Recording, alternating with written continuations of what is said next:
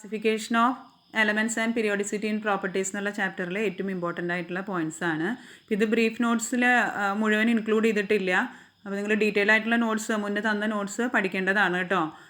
തീരെ വീക്കായിട്ടുള്ള കുട്ടികൾക്ക് വേണ്ടിയിട്ടും അതുപോലെ ഒരു ക്വിക്ക് റിവിഷന് വേണ്ടിയിട്ടാണ് ഇങ്ങനെയുള്ള നോട്ട്സ് തരുന്നത്. അപ്പോൾ ഇതിൽ 1 മാർക്ക് ക്വസ്റ്റിന് കൂടുതൽ ക്വസ്റ്റ്യൻസ് ചോദിക്കാറുണ്ട് ഈ ചാപ്റ്ററിൽ നിന്ന്. അപ്പോൾ അതിൽ ഡൊബ്രീന ട്രയാഡ്സ് 3 സെറ്റ് എലമെൻറ്റ്സ് ഉണ്ട്. അപ്പോൾ അത് ഏതൊക്കെയാണെന്ന് നോട്ട് ചെയ്ത് വെക്കുക. അതുപോലെ തന്നെ ന്യൂലാൻഡ്സ് ലോ ഓഫ് ഒക്ടേവ്സ്, അതായത് അറ്റോമിക് വെയ്റ്റിൻ്റെ ഇൻക്രീസിങ് ഓർഡറിൽ അറേഞ്ച് ചെയ്യുമ്പോൾ 8th എലമെൻറ്റിൻ്റെ പ്രോപ്പർട്ടീസ് ഫസ്റ്റ് എലമെൻറ്റിൻ്റെ റിപ്പീറ്റേഷൻ ആയിരിക്കും. അപ്പോൾ ഇതൊക്കെ മാച്ച് ദ ഫോളോയിങ്ങിൽ അല്ലെങ്കിൽ 1 മാർക്ക് ക്വസ്റ്റ്യനിൽ ചോദിക്കാവുന്നതാണ്. ഇനി നെക്സ്റ്റ് മെൻ്റലി പീരിയോഡിക് ടേബിളിൻ്റെ ഒരു അഡ്വാൻറ്റേജ് എന്ന് വെച്ചാൽ അന്ന് ഡിസ്കവർ ചെയ്യാത്ത എലമെൻസിൻ്റെ ഡിസ്കവറി പ്രെഡിക്റ്റ് ചെയ്യാൻ, പിന്നീട് പ്രെഡിക്റ്റ് ചെയ്യാൻ സാധിച്ചു. അപ്പോൾ അങ്ങനെയുള്ള 2 എലമെൻറ്റ്സ് ആണ് എക്ക അലുമിനിയം, എക്ക സിലിക്കൺ. അത് പിന്നീട് ഗാലിയം, ജെർമേനിയം എന്നുള്ള എലമെൻറ്റ്സിന് കണ്ടുപിടിച്ചു. ഇനി next modern periodic law, physical and chemical properties of elements are periodic function of the atomic numbers. Repeated ആയിട്ട് ചോദിക്കുന്ന ഒരു ക്വസ്റ്റ്യൻ ആണ്. ഇവിടെ അറ്റോമിക് നമ്പറിന് പകരം അറ്റോമിക് വെയ്റ്റ് എന്ന് എഴുതിയാൽ that is mentally periodic law. Next IUPAC naming of elements with atomic number greater than 100. അപ്പോൾ ഇത് സ്ഥിരം ചോദിക്കുന്ന ഒരു ക്വസ്റ്റ്യൻ ആണ്. അപ്പോൾ അവിടെ ഓരോ ഡിജിറ്റിനും കറസ്പോണ്ടിങ് ആയിട്ട് ഉള്ളത് പഠിച്ചാൽ മാത്രമാണ് നിങ്ങൾക്ക് നെയിമിങ് പറ്റുള്ളൂ. ഓരോ എലമെൻറ്റിൻ്റെയും പേര് എഴുതുമ്പോൾ ലാസ്റ്റ് IUM ചേർക്കണം. അപ്പോൾ ഇത് പഠിച്ചു കഴിഞ്ഞാൽ നിങ്ങൾക്ക് IUPAC നെയിം എഴുതാൻ പറ്റും. ഇനി നെക്സ്റ്റ് നമ്മൾ modern periodic table. Modern periodic ടേബിളിൽ 18 ഗ്രൂപ്പ്സും 7 പീരീഡ്സ് ഉണ്ട്. അപ്പോൾ അതൊക്കെ മുന്നത്തെ നോട്ട്സ് വായിച്ച് നോക്കുക കേട്ടോ. അപ്പോൾ അതിൽ 4 ബ്ലോക്ക് എലമെൻറ്റ്സ് ആണ് വരുന്നത്. S block, P block, D block and F block. S ബ്ലോക്കിൽ വരുന്നത് ആദ്യത്തെ 2 group elements, alkali metals, alkaline earth metals. അപ്പോൾ അതിനെ റെപ്രസെൻറ്റേറ്റീവ് എലമെൻറ്റ്സ് അല്ലെങ്കിൽ മെയിൻ ബ്ലോക്ക് എലമെൻറ്റ്സ് എന്നും പറയും. അപ്പോൾ അതൊക്കെ 1 വേർഡ് ക്വസ്റ്റ്യനിൽ ചോദിക്കാം. ഇനി അതുപോലെ തന്നെ അതിൻ്റെ കോൺഫിഗറേഷൻ വരിക NS1 ആൽക്കലി മെറ്റൽസിൻ്റെ കേസിലാണെങ്കിൽ, ആൽക്കലൈൻ എർത്ത് ആണെങ്കിൽ NS2. അപ്പോൾ S ഓർബിറ്റലിൽ ലാസ്റ്റ് ഇലക്ട്രോൺ വരുന്നത് കൊണ്ടാണ് അതിന് S ബ്ലോക്ക് എലമെൻറ്റ്സ് എന്ന് പേര് വരുന്നത്. ഇനി P ബ്ലോക്കിൻ്റെ general electronic configuration NS2 NP1 to 6. അപ്പോൾ ഇവിടെ NP1 NP2 NP3 അങ്ങനെയാണ് വരിക ഓരോ ഗ്രൂപ്പിനും. അപ്പോൾ ഗ്രൂപ്പ് 13 to ഗ്രൂപ്പ് 18 ആണ് P ബ്ലോക്കിൽ വരുന്നത്. അതായത് boron family, nitrogen family, carbon family, nitrogen family, അതുപോലെ തന്നെ ചാൽക്കോജൻസ്, oxygen family, halogens and Noble gases. അപ്പോൾ ലാസ്റ്റ് വരുന്നതാണ് നോബിൾ ഗ്യാസസ് അല്ലെങ്കിൽ ഇനേർട്ട് ഗ്യാസസ്. അപ്പോൾ അതിന് സ്റ്റേബിൾ ഇലക്ട്രോണിക് കോൺഫിഗറേഷൻ ആണ്. അപ്പോൾ അങ്ങനെയുള്ള കാര്യങ്ങളൊക്കെ വായിച്ച് മനസ്സിലാക്കി വെക്കണം കേട്ടോ. ഇനി നെക്സ്റ്റ് D ബ്ലോക്ക് എലമെൻറ്റ്സിനെ ട്രാൻസിഷൻ എലമെൻറ്റ്സ് അല്ലെങ്കിൽ ട്രാൻസിഷൻ മെറ്റൽസ് എന്നും പറയും. ഗ്രൂപ്പ് 3 to ഗ്രൂപ്പ് 12 ആണ് ഇതിൽ വരുന്നത്. ഇവിടെ D ബ്ലോക്കിനെ ട്രാൻസിഷൻ എലമെൻറ്റ്സിന് പേര് വരാനുള്ള കാരണം ചോദിക്കാറുണ്ട്. അതായത് S ബ്ലോക്കിനും P ബ്ലോക്കിനും ഇൻ ബിറ്റ്വീൻ ആണ് D ബ്ലോക്ക് വരുന്നത്. S block elements chemically active ആയിട്ടുള്ള എലമെൻറ്റ്സ് ആണ്. P ബ്ലോക്കിൽ ആദ്യത്തെ 2 group 13 and group 14 less active ആയിട്ടുള്ള എലമെൻറ്റ്സ് ആണ്. അപ്പോൾ ഇവിടെ D block elements act as A bridge between these 2. അതുകൊണ്ടാണ് ട്രാൻസിഷൻ എലമെൻറ്റ്സ് എന്നുള്ള പേര് വന്നിട്ടുള്ളത്. അതിൻ്റെ general electronic configuration is N-1 D 1 to 10 NS 0 to 2. അപ്പോൾ അതൊക്കെ പഠിച്ചിരിക്കേണ്ടതാണ്. ഇനി പീരിയോഡിക് ടേബിളിൽ ഏറ്റവും താഴെ വരുന്ന ബ്ലോക്കാണ് F ബ്ലോക്ക് എലമെൻറ്റ്സ്. 2 റോസ് ആണ് അവിടെയുള്ളത്, ലാന്തനോയിഡ്സും ആക്ടിനോയിഡ്സും. അതിൽ ആക്ടിനോയിഡ്സ് റേഡിയോ ആക്റ്റീവ് ആണ്. These elements are also known as inner transition elements. ഇനി പീരിയോഡിക് ടേബിളിലുള്ള എലമെൻറ്റ്സിനെ നമുക്ക് 3 ആയിട്ട് ക്ലാസിഫൈ ചെയ്യാം: metals, non metals, semi metals. അപ്പോൾ സെമി മെറ്റൽസിന് എക്സാമ്പിൾസ് ഓർത്ത് വയ്ക്കുക: silicon, germanium, arsenic, antimony, tellurium. ഇനി ഏറ്റവും ഇമ്പോർട്ടൻ്റ് ആയിട്ടുള്ള പോയിന്റ് ഈ ചാപ്റ്ററിലെ വേരിയേഷൻ ഓഫ് ഫിസിക്കൽ പ്രോപ്പർട്ടീസ്, അതായത് ട്രെൻഡ്സ് ഇൻ ഫിസിക്കൽ പ്രോപ്പർട്ടീസ്, അതായത് atomic radius, ionisation enthalpy, electron gain enthalpy, അതുപോലെ തന്നെ ഇലക്ട്രോ നെഗറ്റിവിറ്റി ഒക്കെ എങ്ങനെയാണ് വാരി ചെയ്യുക എന്നുള്ളത്. അപ്പോൾ അതാണ് ഈ ചാപ്റ്ററിൽ ഏറ്റവും ഇമ്പോർട്ടൻ്റ് ആയിട്ടുള്ള പോയിന്റ്. ഇതിന് ബേസ് ചെയ്ത് കുറേ ക്വസ്റ്റ്യൻസ് ചോദിക്കാറുണ്ട്. അപ്പോൾ ഒരു പീരീഡിൽ എങ്ങനെയാണോ വാരി ചെയ്യുന്നത് അതിന് നേരെ ഓപ്പോസിറ്റ് ട്രെൻഡ് ആയിരിക്കും ഡൗൺ ദ ഗ്രൂപ്പ്. നിങ്ങൾ പീരീഡിലുള്ള വേരിയേഷൻ പഠിച്ചാൽ മതി. ഇപ്പോൾ ഗ്രൂപ്പിൽ ചോദിക്കുകയാണെങ്കിൽ നേരെ തിരിച്ച് വരുന്നു ഓർത്ത് വയ്ക്കുക. അപ്പോൾ ലെഫ്റ്റ് നിന്ന് റൈറ്റിലേക്ക് മൂവ് ചെയ്യുമ്പോൾ along A period atomic radius, അതുപോലെ തന്നെ അയണിക് റേഡിയസ്, ഇതൊക്കെയും റിലേറ്റഡ് ടു സൈസ് ആണ്. പിന്നെ അതുപോലെ മെറ്റാലിക് ക്യാരക്ടർ, ഇതെല്ലാം ഡിക്രീസ് ചെയ്യും. ഇനി ഇൻക്രീസ് ചെയ്യണത് ionisation enthalpy, electron gain enthalpy, electro negativity.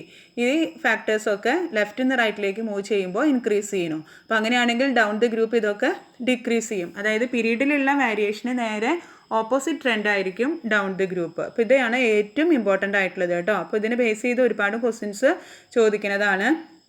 ഇപ്പോൾ ഇതിൽ അയനൈസേഷൻ എൻതാൽപ്പി എന്ന് പറഞ്ഞാൽ ഏറ്റവും മോസ്റ്റ് ലൂസ്ലി ബൗണ്ട് ആയിട്ടുള്ള ഇലക്ട്രോണിനെ റിമൂവ് ചെയ്യാൻ വേണ്ട എനർജി. ഇലക്ട്രോൺ ഗെയിൻ എൻതാൽപ്പി എന്ന് പറഞ്ഞാൽ ഒരു ന്യൂട്രൽ ആറ്റത്തിലേക്ക് ഗേഷ്യസ് സ്റ്റേറ്റുള്ള ആറ്റത്തിലേക്ക് ഒരു ഇലക്ട്രോൺ ആഡ് ചെയ്യുമ്പോൾ അതിൽ നിന്നും റിലീസ് ചെയ്യുന്ന എനർജി. ഇപ്പോൾ ഇലക്ട്രോൺ ഗെയിൻ എൻതാൽപ്പിയുടെ വാല്യൂസ് നെഗറ്റീവ് വാല്യൂസ് ആണ്. അപ്പോൾ ലെഫ്റ്റിൽ നിന്ന് റൈറ്റിലേക്ക് പോകുന്തോറും ഈ നെഗറ്റീവ് വാല്യൂസ് ആണ് ഇൻക്രീസ് ചെയ്യുക എന്നുള്ളത് ഓർത്ത് വയ്ക്കുക. ഇനി ഇലക്ട്രോ നെഗറ്റിവിറ്റി എന്ന് പറഞ്ഞാൽ ഷെയർഡ് പെയർ ഓഫ് ഇലക്ട്രോൺസിനെ അട്രാക്ട് ചെയ്യാനുള്ള ആ capacity, that is known as electro negativity. അപ്പോൾ അതൊക്കെ മനസ്സിലാക്കി വെക്കേണ്ടതാണ് കേട്ടോ. അപ്പോൾ അതിൽ ഏറ്റവും ഇമ്പോർട്ടൻ്റ് ആയിട്ടുള്ളത് ഈ ട്രെൻഡ്സ് ആണ്. ഇനി വാലൻസി എന്താണെന്നൊക്കെ ഓർത്ത് വയ്ക്കുക. അതുപോലെ തന്നെ ഇലക്ട്രോ നെഗറ്റിവിറ്റിയുടെ ന്യൂമറിക്കൽ സ്കെയിൽസ്, അപ്പോൾ അത് ചോദിക്കാറുണ്ട്. അപ്പോൾ ഈ പേരുകളൊക്കെ പഠിക്കുക കേട്ടോ. ഇനി ഏറ്റവും ഇമ്പോർട്ടൻ്റ് ആയിട്ടുള്ള വേറൊരു ക്വസ്റ്റ്യൻ ആണ്, നമുക്ക് ഒരു ഗ്രൂപ്പിലെ താഴോട്ട് വരുംതോറും ഇലക്ട്രോൺ ഗെയിൻ എൻതാൽപ്പി കുറഞ്ഞു വരികയാണ് ചെയ്യുക. പക്ഷേ ക്ലോറിൻ്റെ കേസിൽ നമ്മളത് എക്സ്പെക്റ്റ് ചെയ്യുന്ന പോലെയല്ല.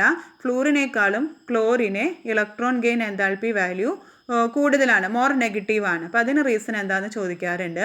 അതായത് ഇവിടെ ഒരു ഇലക്ട്രോൺ ആഡ് ചെയ്യുമ്പോൾ റിലീസ് ചെയ്യുന്ന എനർജിയാണ്. അപ്പോൾ ഫ്ലൂറിൻ്റെ കേസിൽ ഫ്ലൂറിൻ്റെ സൈസ് വളരെ കുറവാണ്. അപ്പോൾ അതുകൊണ്ട് തന്നെ 2p ഓർബിറ്റിലേക്കാണ് ഇലക്ട്രോൺ ആഡ് ചെയ്യുക. അപ്പോൾ അവിടെ അത് ലെസ് സ്പേഷ്യസ് ആയതുകൊണ്ട് ഇൻ്റർ ഇലക്ട്രോണിക് റിപ്പൾഷൻ ഉണ്ടായിരിക്കും. അപ്പോൾ അതുകൊണ്ട് ഒരു ഇലക്ട്രോണും കൂടെ ആക്സെപ്റ്റ് ചെയ്യാനുള്ള ടെൻഡൻസി കുറവായിരിക്കും. പക്ഷേ ക്ലോറിൻ്റെ കേസിൽ അതിന് സൈസ് കൂടുതലാണ്. അപ്പോൾ അവിടെ 3p ഓർബിറ്റൽസിലേക്കാണ് നമ്മൾ ഇലക്ട്രോൺസ് ആഡ് ചെയ്യുക. അതായത് 3p ഓർബിറ്റൽസ് 2p ഓർബിറ്റലിനേക്കാളും ബിഗ്ഗറാണ്. അപ്പോൾ അതുകൊണ്ട് അവിടെ ഇൻ്റർ ഇലക്ട്രോണിക് റിപ്പൾഷൻ കാര്യമായിട്ടുണ്ടാവില്ല. അപ്പോൾ അതുകൊണ്ട് ഫ്ലൂറിനേക്കാളും ഈ ഇലക്ട്രോണിനെ ആക്സെപ്റ്റ് ചെയ്യാനുള്ള ടെൻഡൻസി കൂടുതലുണ്ടായിരിക്കുക ക്ലോറിനാണ്. അപ്പോൾ അതുകൊണ്ട് chlorine has more negative electron gain enthalpy. ഇപ്പോൾ ഇത് ഏറ്റവും ഇമ്പോർട്ടൻ്റ് ആയിട്ടുള്ള ഒരു ക്വസ്റ്റ്യൻ ആണ്. എല്ലാവരും പഠിക്കുക കേട്ടോ. 2 മാർക്കിന് ചോദിക്കുന്ന ക്വസ്റ്റ്യൻ ആണ്. ഇനി അയനൈസേഷൻ എൻതാൽപ്പി നമ്മൾ നേരത്തെ പറഞ്ഞു, ഒരു പീരീഡിൽ ലെഫ്റ്റിൽ നിന്ന് റൈറ്റിലേക്ക് പോകുന്തോറും ഇൻക്രീസ് ചെയ്ത് വരും.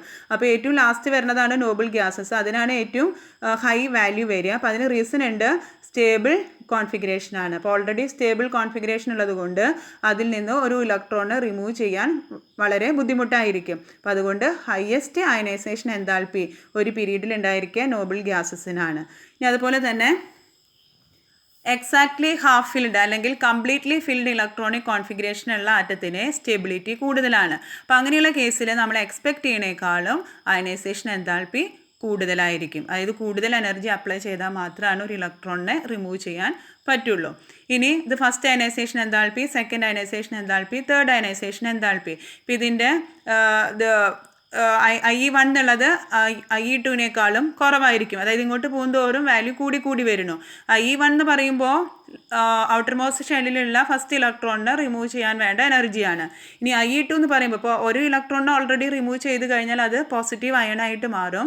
അപ്പോൾ അങ്ങനെ വരുമ്പോൾ ന്യൂക്ലിയസിലേക്കുള്ള അട്രാക്ഷൻ കൂടുതലായിരിക്കും. അപ്പോൾ അതിൽ നിന്ന് ഒരു ഇലക്ട്രോണും കൂടെ റിമൂവ് ചെയ്യുക എന്നുള്ളത് ഡിഫിക്കൽട്ടാണ്. കാരണം പോസിറ്റീവ് ചാർജുള്ള അയോണിൽ നിന്ന് ഒരു ഇലക്ട്രോണും കൂടെ റിമൂവ് ചെയ്യണമെങ്കിൽ കുറച്ചും കൂടെ ഹയർ എനർജി അപ്ലൈ ചെയ്യേണ്ടി വരും. ഇനി തേർഡ് അയനൈസേഷൻ എൻതാൽപ്പി കുറച്ചും കൂടെ ബിഗ്ഗറാണ്. അപ്പോൾ അതിന് റീസൺ ഇതാണ്, ഇവിടെ 2 പോസിറ്റീവ് ചാർജ് വന്നു. അപ്പോൾ കൂടുതലായിട്ട് ന്യൂക്ലിയസിലേക്ക് അട്രാക്ഷൻ ഉണ്ടായിരിക്കും. അങ്ങനെ വരുമ്പോൾ ഒന്നുകൂടെ ഡിഫിക്കൽട്ടായിരിക്കും ഔട്ടർ മോസ്റ്റ് ഇലക്ട്രോണിനെ റിമൂവ് ചെയ്യാൻ. അപ്പോൾ IE1 greater than IE2 greater than IE3. ഇനി നെക്സ്റ്റ് കാറ്റയോണിൻ്റെയും സൈസ്. കാറ്റയോൺ ഇതും ചോദിക്കുക, ഇതിന് ബേസ് ചെയ്തിട്ടൊക്കെ ക്വസ്റ്റ്യൻ വരാറുണ്ട് കേട്ടോ. ഒരു ന്യൂട്രൽ ആറ്റത്തിനേക്കാളും കാറ്റയോണിൻ്റെ സൈസ് കുറവാണ്. അപ്പോൾ അതിനുള്ള റീസൺ ഇതാണ്. കാറ്റയോൺ എന്ന് പറയുമ്പോൾ അതിൽ നിന്ന് ന്യൂട്രൽ ആറ്റത്തിൽ നിന്ന് ഒരു ഇലക്ട്രോൺ അല്ലെങ്കിൽ ഒന്നിൽ കൂടുതൽ ഇലക്ട്രോൺസിനെ റിമൂവ് ചെയ്യുമ്പോഴാണ് അവിടെ കാറ്റയോൺ ഫോം ചെയ്യുന്നത്. അപ്പോൾ അതുകൊണ്ട് കാറ്റയോൺസിന് നമ്പർ ഓഫ് ഇലക്ട്രോൺസ് കുറവാണ്. അപ്പോൾ നമ്പർ ഓഫ് ഇലക്ട്രോൺസ് കുറവും ന്യൂക്ലിയസിൻ്റെ ചാർജ് സെയിം ആണ്. അപ്പോൾ അതായത് അവിടെയുള്ള പ്രോട്ടോൺസിൻ്റെ നമ്പറൊക്കെ സെയിം ആണ്. അതുകൊണ്ട് ഉള്ള ഇലക്ട്രോൺസിനെ ന്യൂക്ലിയസ് സ്ട്രോങ്ങർ ആയിട്ട് അട്രാക്ട് ചെയ്യും. അതായത് ഇഫക്റ്റീവ് ന്യൂക്ലിയർ ചാർജ് ഇൻക്രീസ് ചെയ്യും. ന്യൂക്ലിയർ ചാർജ് ഇൻക്രീസ് ചെയ്യാന്ന് പറഞ്ഞാൽ ന്യൂക്ലിയസിലേക്കുള്ള അട്രാക്ഷൻ കൂടുതലായിരിക്കും. അട്രാക്ഷൻ കൂടുന്തോറും സൈസ് കുറയും. അട്രാക്ഷൻ കുറയും തോറും സൈസ് കൂടും. അപ്പോൾ അത് ഓർത്ത് വെക്കുക കേട്ടോ. അപ്പോൾ കാറ്റയോൺസിൻ്റെ സൈസ് ന്യൂട്രൽ ആറ്റത്തിനേക്കാളും കുറവായിരിക്കും. ഇപ്പോൾ ഇവിടെ സോഡിയം ആറ്റത്തിനേക്കാളും സോഡിയം അയോണിൻ്റെ സൈസ് കുറവാണ്. ഇതിന് നേരെ തിരിച്ചാണ് ആനിയോൺസിൻ്റെ കേസിൽ വരിക. ആനിയോൺ എന്ന് പറഞ്ഞാൽ ഒരു ന്യൂട്രൽ ആറ്റത്തിലേക്ക് ഇലക്ട്രോൺ ആഡ് ചെയ്യുമ്പോഴാണ് ആനിയോൺ ഫോം ചെയ്യുക. അപ്പോൾ ഇവിടെ ഇലക്ട്രോൺ ആഡ് ചെയ്യുമ്പോൾ അവിടെ ഇൻ്റർ ഇലക്ട്രോണിക് റിപ്പൾഷൻ ഉണ്ടായിരിക്കും. അതുകൊണ്ട് തന്നെ ഇഫക്റ്റീവ് ന്യൂക്ലിയർ ചാർജ് ഡിക്രീസ് ചെയ്യും. ഡിക്രീസ് ചെയ്യുമ്പോൾ അതായത് ന്യൂക്ലിയസിലേക്കുള്ള അട്രാക്ഷൻ കുറയും എന്നർത്ഥം. അപ്പോൾ അങ്ങനെ വരുമ്പോൾ സൈസ് കൂടുതലായിരിക്കും. ഇപ്പോൾ ക്ലോറിൻ ആറ്റത്തിനേക്കാളും സൈസ് കൂടുതൽ ക്ലോറൈഡ് അയണിനായിരിക്കും.